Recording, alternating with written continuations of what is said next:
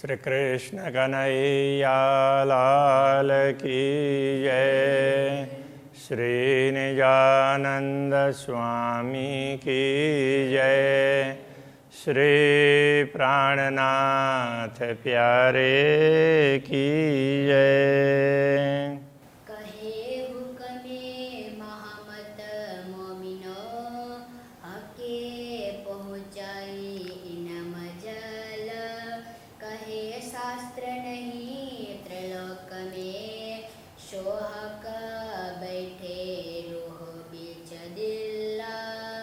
सोहक बैठे रूहों बीच दिल। श्री कृष्ण कन्हैया लाल की। ये प्रकरण आत्म फरामुश से जागे का प्रकरण इस हेडिंग के साथ में है। फरामुश कहते हैं जिस चीज़ को भूला हुआ हो ना, जैसे कोई चीज़ हमें याद थी तो वो बिल्कुल भूल गए और निकल गई स्मृति में से। तो अब किसी तरीके से वो दिमाग चलता रहेगा तो भी वो याद आ जाएगा, कोई याद करवाएगा तो भी याद आ जाएगा। तो ऐसा होता है, वो विस्मृति, उसको फरामुश कहते हैं। तालव्य शकार होता है। तो ब्रह्मात्माओं के लिए समझा रहे हैं कि ब्रह्मात्माओं की भी यही स्थिति बनी है। पूर्ण ब्रह्म परमात्मा के चरणों में बैठी हुई है, किंतु उनको सब कुछ याद नहीं है। तो दृष्टि दुनिया में पड़ी तो जहाँ बैठे हैं सामने अक्षरातीत बैठे हैं, कुछ भी याद नहीं है। तो दुनिया में दृष्टि पड़ी, एक प्रकार से वो स्वप्न जैसा दिखाई दिया, तो वो सपना कोई सच्चा मान करके बैठी हुई है। तो ऐसे में से कैसे जागृत होना है, तो वो बात यहाँ पर समझा रहे हैं, उसको जागृत करना है। तो ऐसा आवत दिल हुक्म यूँ इसके आत्मा खड़ी होए। तो पूर्ण ब्रह्म परमात्मा के आदेश से दिल में ऐसा भाव उत्पन्न होता है कि यदि प्रेम प्रकट होगा तो आत्मा खड़ी हो जाएगी। तो सचमुच खड़ी होगी। जब हक सूरत दिल में चुभे तब रूह जागी देखो सोए। तो जब पूर्ण ब्रह्म परमात्मा का स्वरूप हृदय में अंकित हो जाएगा तो फिर आत्मा जागृत हो जाएगी। तो ये बहुत आवश्यक है, पूर्ण ब्रह्म परमात्मा के स्वरूप को हृदय में अंकित करना। इसलिए स्वरूप को जानना, पहले जान लें, सुन लें, और उसके बाद में तो कल्पना करके भी हृदय में अंकित करने का प्रयत्न करेंगे तो आत्मा जागृत हो सकती है। हक सूरत वस्त्र भूषण बीच बकार सके, तिन को निर्णय न जुआ क्यों कर कहवे। ध्यान इसलिए कहा गया कि ध्यान के माध्यम से कि यदि हम पूर्ण ब्रह्म परमात्मा के स्वरूप को हृदय में अंकित कर पाएंगे तो आत्मा जागृत होने में बहुत सरल रहेगा। इसलिए ध्यान हमें ऐसा करना चाहिए। तो सतगुरु श्री देवचंद्र जी महाराज भी सदैव करते थे, श्री प्राणनाथ जी भी करते थे, परवर्ती अनेक महापुरुष भी करते थे। तो अभी इस समय धीरे धीरे इसके तरफ विचार कम हुआ, तो वो दिमाग चलने लगा। तो दिमाग चलने से नहीं होता है, तो दिल तक दिमाग भी चलाना पड़ता है कई बार। तो दुनिया के काम के लिए दिमाग चलाना पड़ता है, किंतु पूर्ण ब्रह्म परमात्मा के लिए दिल को महत्व देना पड़ता है। तो जब हम दिल को महत्व देने लगेंगे तब फिर हमारा ध्यान भी लगने लगेगा, हमें ध्यान के प्रति हमारा भाव भी जागृत होगा। तो दुनिया के काम भी सब ठीक चलते रहेंगे। दिमाग भी लगाते रहें, लेकिन उससे ज़्यादा महत्व दिल को दें। तो ये बात तब जा कर के ये सब समझ में आ जाएंगे। हक सूरत वस्त्र भूषण, पूर्ण ब्रह्म परमात्मा का स्वरूप वस्त्र आभूषण, बीच बकार सके, परमधाम में जैसा उनका स्वरूप और जैसे आभूषण, जैसी दिव्यता है, तीनों को निर्णय इन जुआ क्यों कर कहवे, उसको इस जिह्वा के द्वारा वर्णन करके निश्चित रूप से तो नहीं बताया जा सकता है। जिन्हें दृढ़ करी हक सूरत हक हुकुमे जोशले, तो जिन्होंने पूर्ण ब्रह्म परमात्मा के आदेश से तो उन जोश भी उनको उत्साह भी हुआ, जोश का तात्पर्य यही है, उससे अपने हृदय में उन्होंने पूर्ण ब्रह्म परमात्मा के स्वरूप को अंकित किया। अरस्य चीज कई सो मेहर से पर बल इन अंग अकल के। अब इस तरह से परमधाम का स्वरूप है तो उसको अंकित किया, तो वो तो पूर्ण ब्रह्म परमात्मा की कृपा होती है, तो उस कृपा से ही वो हृदय में उनका स्वरूप अंकित होगा। किंतु इसके लिए प्रयत्न किससे करना होगा? तो प्रयत्न तो इसी शरीर के माध्यम से करना पड़ेगा ना। इस शरीर को लगाना पड़ेगा, मन को लगाना पड़ेगा, बुद्धि को लगाना पड़ेगा। इसी शरीर के अंगों का उपयोग करके हमें पूर्ण ब्रह्म परमात्मा की कृपा का अनुभव करना होगा और उसके बाद में उसी कृपा के कारण उनके स्वरूप को हृदय में अंकित कर पाएंगे, ये कहना चाह रहे हैं। पर बल इन अंग अकल के, बल है, शक्ति लगाई है, तो ये इसी शरीर के अंग प्रत्यंगों को लगा करके, इसी शरीर के अंग प्रत्यंगों के माध्यम से, इसी शरीर की बुद्धि के माध्यम से पहले समझने के लिए भी थोड़ा सा प्रयत्न करना पड़ेगा। तो साधन तो ये शरीर ही है, किंतु हमारी श्रद्धा होगी, पूर्ण ब्रह्म परमात्मा की कृपा का अनुभव करने लग जाएंगे तो फिर वो स्वरूप उनका हमारे हृदय में अंकित हो जाएगा। जो जुआ वचन कहता है हिस्सा कोटमा न पहुँचता, वैसे केवल मुंह से बोलते हैं, तो मुंह से बोली हुई तो छोटी सी बात भी उसमें से जितने बोलते हैं करोड़ों बातें बताई हो तो उसमें से एक भी नहीं पहुंचती है मुंह से बोली हुई बातों में। तो पहुंचे ना जिमी जरे को तो क्या करे जात सिफत। तो यदि परमधाम के एक कण को भी बताया नहीं जा सकता है तो पूर्ण ब्रह्म परमात्मा की महिमा का वर्णन कैसे उनकी क्यों करे जात सिफत। तो पूर्ण ब्रह्म परमात्मा के अंगों की महिमा कैसे गा सकेंगे, उसका वर्णन कैसे होगा? तो एक कण का भी वर्णन जिस जिह्वा के द्वारा नहीं हो सकता है। तो फिर आगे उसका समाधान बता रहे हैं, किया हुक्म वर्णन अर्श का। जब पूर्ण ब्रह्म परमात्मा ने चाहा, उन्होंने आदेश दिया, तभी परमधाम का वर्णन हुआ है। पर दृष्ट मसाला इत का, किंतु उसमें जो उदाहरण वगैरह दिए हैं वो सब ये सब लौकिक उदाहरण हैं। ये हर फल्लुगा पहुँचे नहीं, तो इनका तो छोटा सा अंश मात्रा भी नहीं पहुँचती है। लगा अरस चीज बका, वो परमधाम तक ये इनकी मात्रा भी नहीं पहुँच सकती है, काना मात्रा भी। किंतु पूर्ण ब्रह्म परमात्मा के आदेश होने पर फिर इन्हीं दुनिया के शब्दों से भी परमधाम का वर्णन हो सकता है, ऐसा ये कहना चाह रहे हैं। जिन देखी सूरत हक की इन वजूद के सनमंद, जिन्होंने इस नश्वर देह के माध्यम से पूर्ण ब्रह्म के स्वरूप को देखा, अनुभव किया, जो सहुकुम मेहर देखा वही मोमिन जाने ये संबंध सनंद। तो जिन्होंने देखा है तो उन पर पूर्ण ब्रह्म परमात्मा की कृपा हुई है। जो हुकुम उन्होंने चाहा, उनका आदेश हुआ, तब जोश है, कृपा है, उससे उनका स्वरूप दिखने लगा। मोमिन जाने ये संबंध, इस आनंद को, इस विवरण को, इसको तो इस कहते हैं, इस समझ को तो ब्रह्मात्मा ही जान सकती है, दूसरों को ये समझ में नहीं आएगी ये बात। सबों सिफत करी जो सा कलें, इन अंग छूटे ना दृष्ट फना।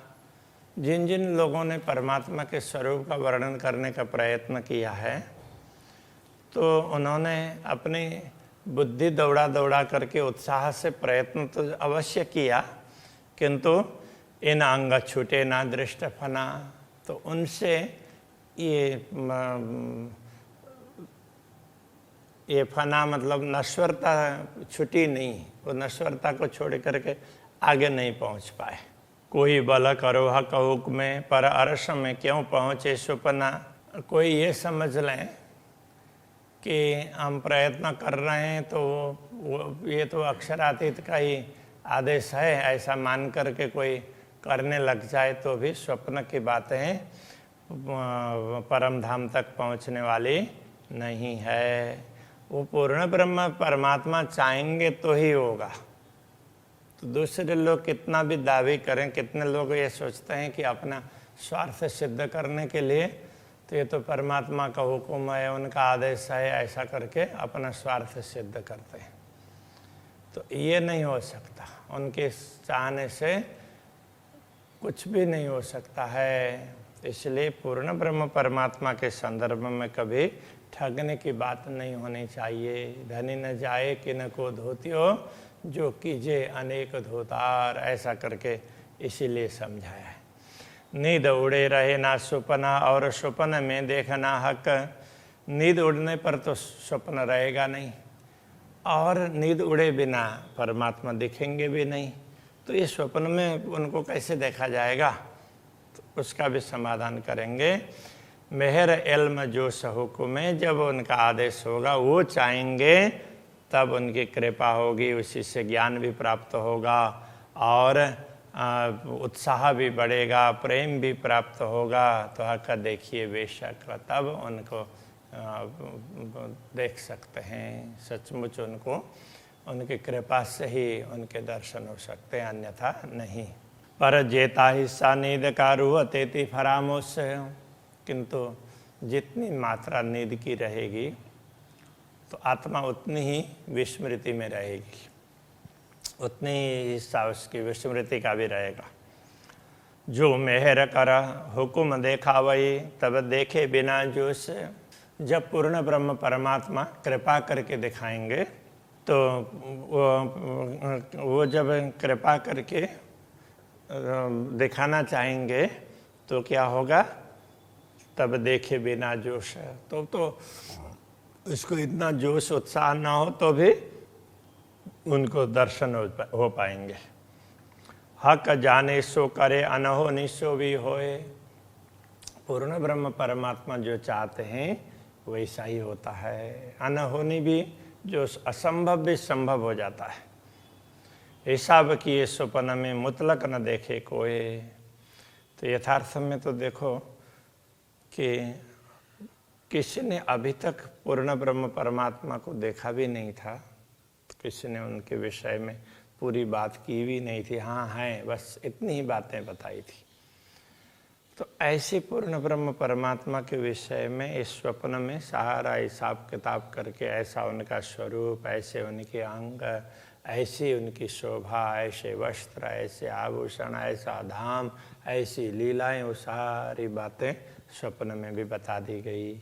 तो ये तो पूर्ण ब्रह्म परमात्मा की कृपा से ही अनहोनी असंभव बातें संभव हुई है, ऐसा कहना चाह रहे।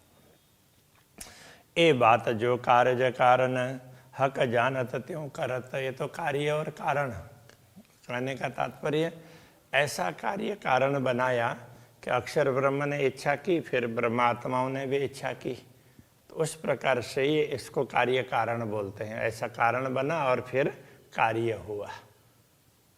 ये कार्य हुआ तो उसका कारण क्या है, तो ये कार्य और कारण। तो किसी भी कार्य के लिए कारण तो होता है, तो ये कार्य कारण अवश्य बना, फिर भी पूर्ण ब्रह्म ने चाहा तब ये बना है। हक जानत त्यों करत। वो जो चाहते हैं वही करते हैं। जब चाहा तो अक्षर ब्रह्म को इच्छा हुई, तब ब्रह्मात्माओं ने भी अक्षर ब्रह्म को देखा, अन्यथा तो नहीं देखते। असल रूह तन मिलावा निस्वत है वाहिदत। ब्रह्मात्माओं का अपना मूल शरीर तो पूर्ण ब्रह्म परमात्मा के समक्ष ही है, और पूर्ण ब्रह्म के साथ में उनका संबंध हो तो अद्वैत संबंध है, कभी इधर उधर मिटने वाला है ही नहीं। इसलिए उनको तो ख्याल होगा ही ना, और पूर्ण ब्रह्म उनको तो कराएंगे ही ना। तो उनके लिए असंभव बात भी संभव कर दिया है, ये कहना चाह रहे हैं। ये हक बातन की बारी किया सो हक के दिलावत, ये जो पूर्ण ब्रह्म परमात्मा के हृदय की सूक्ष्म बातें हैं उनके हृदय में प्रकट होती है।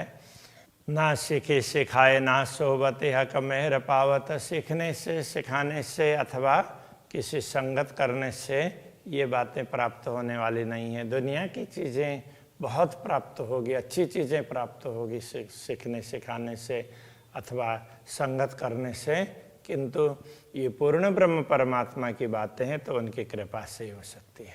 हक मेहरे पावत हो तो उनकी कृपा से प्राप्त होगी। अपने रूहों वास्ते कई कोट काम किए, तो पूर्ण ब्रह्म परमात्मा ने तो अपने आत्माओं के लिए ऐसे अनेक काम किए हैं, करोड़ों काम किए हैं। ये जाने अरवारस की, ये तो सब बातें पूर्ण ब्रह्म परमात्मा की अंगनाएं परमात्मा ही जान सकती है। जिन नाम निशान लिए उनको ही ये नाम निशान वही समझ पाती है, दूसरों को समझ में ही नहीं आएगा। शास्त्र वही है, तो ब्रह्मात्मा होंगी तो उसमें से पूर्ण ब्रह्म की बातें उनको दिखाई देगी, दूसरों को नहीं दिखाई देगी। ये जो अर्श बारी किया अर्श शहुरे रूह जानत, परमधाम की सूक्ष्म बातें हैं, गूढ़ बातें हैं, तो ब्रह्मात्माएं विवेक से प्राप्त करती, वो भी परमधाम का ज्ञान विवेक उनको प्राप्त हुआ है, उसी से वो समझती है। जिन पट खोलिया सो न जान ही बिना हक सिफत, जब पूर्ण ब्रह्म परमात्मा जब तक नहीं चाहते हैं तब तक जिनकी दृष्टि खुल भी गई हो तो भी उनको ये दिखने वाला नहीं है। ये सब परमात्मा चाहते हैं तभी होगा, बाकी आत्मा जागृत होगी तो उसको कैसे रहना चाहिए, कैसे राज्य का स्मरण करना चाहिए, वो सब पता चलेगा। आत्मा जागृत होगी तो दुनिया में का रान संसाब होगा, किंतु पूर्ण ब्रह्म परमात्मा के दर्शन है वो तो वो चाहेंगे तभी हो सकता है। इसलिए आत्मा हर कोई जागृत हो सकती है, ब्रह्मात्मा कोई भी जागृत हो सकती है, किंतु दर्शन कोई कोई ही कर पाती है। ये बात समझना बहुत आवश्यक है। जिन जो देखा जागते सो देखे माए सुपन्न, क्योंकि जिन आत्माओं ने तो परमधाम में हमेशा जो कुछ देखा है तो वो स्वप्न में भी तो देख पाएगी। तो ये स्वप्न देख रही है तो वही स्वप्न में भी तो उस स्वरूप को देख सकेगी।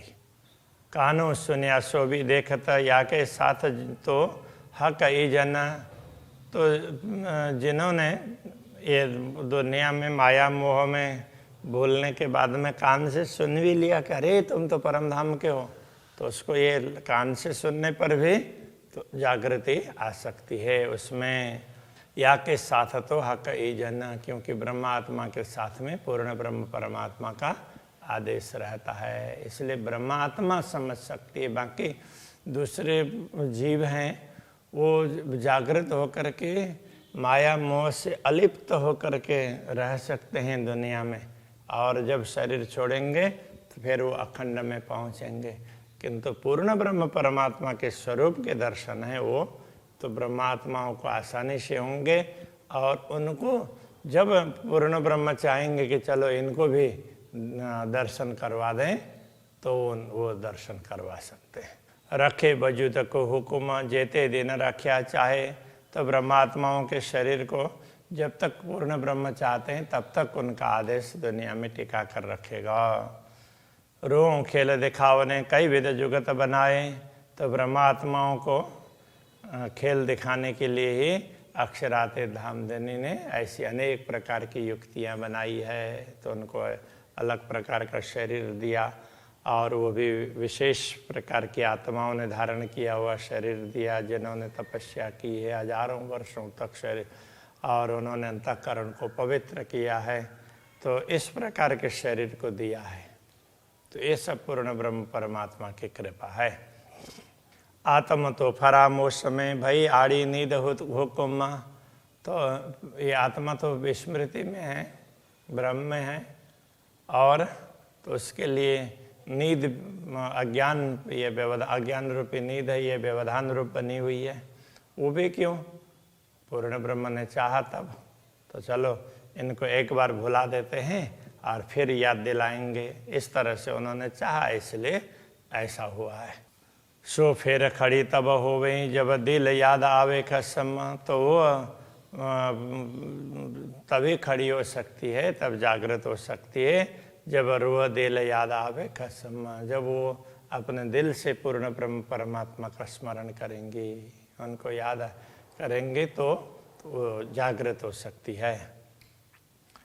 सो साख मोमिन यही देव ही यूं बूझ में भी आवत, इस प्रकार की साक्षियाँ वो ब्रह्मात्मा दे सकती है और उनकी समझ में भी आएगी। और शास्त्रों में जो साक्षी दिया है, जितनी भी साक्षियाँ दी है, वो ब्रह्मात्मा ही समझ पाती है इस प्रकार की साक्षियाँ।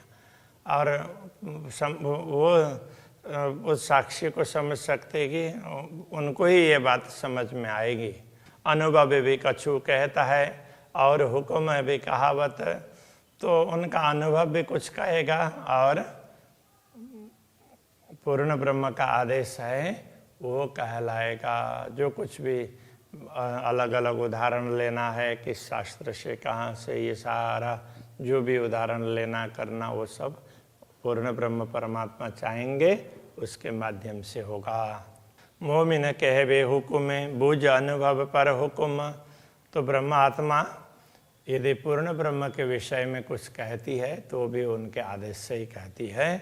बूझ अनुभव पर हुक्म, तो उनको बूझ का तात्पर्य तो उनको ज्ञान होना, समझ होना, अनुभव होना, वो भी पूर्ण ब्रह्म परमात्मा के आदेश पर निर्भर है। हक हुकुमे सो भी हुकुमे, हाँ हुकुम कहवे सो भी हुकुमे, तो पूर्ण ब्रह्म परमात्मा चाहेंगे तो ही तो वो ब्रह्मात्मा को आदेश देंगे। तो आदेश से ब्रह्मात्मा कहेंगी तो वो भी पूर्ण ब्रह्म की चाहना पर ही होगा। कछु न बिना हुकुम कसम, तो उनके आदेश के बिना तो कुछ भी नहीं है, वो चाहेंगे तो ही होगा। रूह तेती जागी जानियो जेता दिल में चुभे हक अंग, तो आत्मा उतनी ही जागृत है ऐसा समझना जितने उसके हृदय में पूर्ण ब्रह्म परमात्मा के स्वरूप अंकित हो जाते हैं। जितने अंग उसको देखने लगेंगे, हृदय में अंकित होंगे, उतने वो जागृत होगी। जो अंग हृदय न आइया रूह के तेती फरामोशी संग, के अक्षरातीत धामधनी के जो अंग उसको दिखाई नहीं देंगे तो उतने परमात्मा की विस्मृति है, उतने वो फरामोशी में है, वो भूल में है। तो वो जैसे जैसे समझ में आएगी, जैसे जैसे उसके दिल में वो अंग अंकित हो जाएंगे, वैसे वैसे तो उनकी आत्मा जागृत होती होती जाएगी। श्री कृष्ण कन्हैया लाल की जय।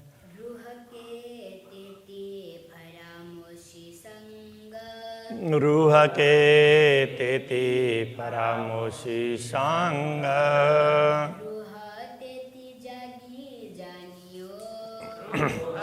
ते जागे जानियो जेता दिल में चुभे हक अंग, जेता दिल में चुभे हक अंग, जो अंग हृदय न आया।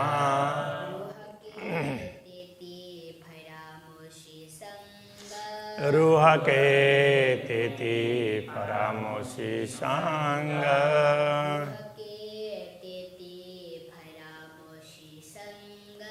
रूह के तेती परामोशी संग।